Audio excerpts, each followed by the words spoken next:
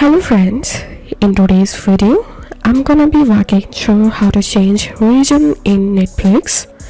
The country on your account can't be changed unless you move to a new one, and using a VPN to access Netflix will hide your region and only allow you to see TV shows and movies available to all regions globally. To use a VPN, you can download a VPN extension to your browser. So right now I'm using Google Chrome browser, so I'm going to open in my Google Chrome web store, and in the search box type here VPN,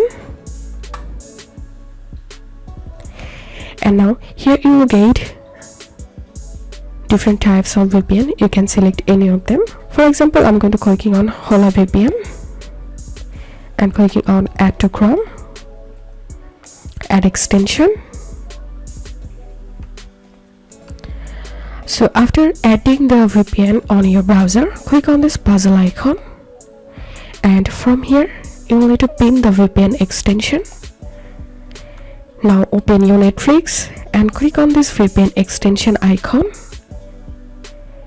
Okay, now click on this little arrow icon, and from this list you can select any country or location that you want to use as your region, and that's how you can change region in Netflix.